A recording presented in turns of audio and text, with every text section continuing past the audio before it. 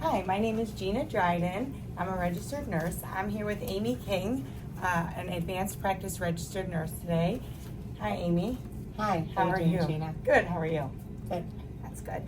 Amy, would you be able to answer a couple questions today Yes. for me? Yeah. Awesome. All right, I'm wondering a little bit about your specialty and a little bit about yourself. So, I've been a registered nurse and a nurse practitioner for a total of 35 years. I started as a registered nurse here at University Hospital in Elyria. And back then it wasn't University Hospital, but I had gone for an associate degree at Lorraine Community College. I eventually went back to school through the University of Akron and got my bachelor's degree. And then I got my master's degree, and along with my master's degree, I became a nurse practitioner. Okay. Since that time, that was now 20 years that I've been a nurse practitioner. I worked in various spots in cardiology. I have worked in general cardiology. I worked for interventional cardiology, and I now work with electrophysiology.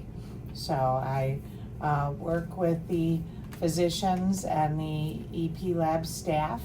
I round on patients in the hospital that are consult service, daily rounds, and I see many of our surgical patients that have procedures done, sometimes before surgery and most of the time after surgery, to give them some discharge instructions.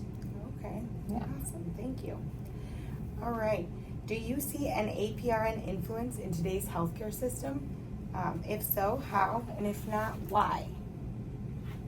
So I do see a big influence in our healthcare system. There's been a decrease in the number of physicians, and I think advanced practice nurses and physician assistants have filled that role. We need these additional providers to take care of our aging population that we have today. As right now we have the baby boomers, we have the biggest amount of senior citizens today, and certainly a lot of them need health care. And we have to provide health care to the young and old. And I think advanced practice nurses help greatly to solve that gap of the decreased number of physicians in health care today. Okay. Yeah, very well said. All right. What do you think, what are some barriers that APRNs face? Over the years that I've been a nurse practitioner, we've seen a lot of barriers. Okay. There's been a lot of things that have happened. When I started, we weren't allowed to prescribe medications, and that became something that we were allowed to do. We were student prescribers, and we had to prescribe with a physician for so many hours. I saw a lot of formularies over the years, and now I think we have a lot more freedom in our prescriptive authority.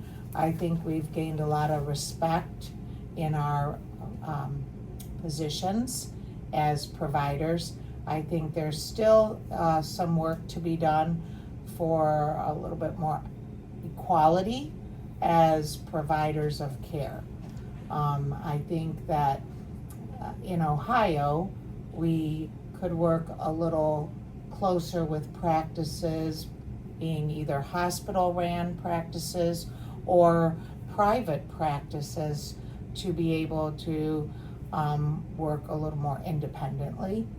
I know in other states they have that because nurse practitioners, it's a growing field, and we are able to do a lot of work on our own. Nice.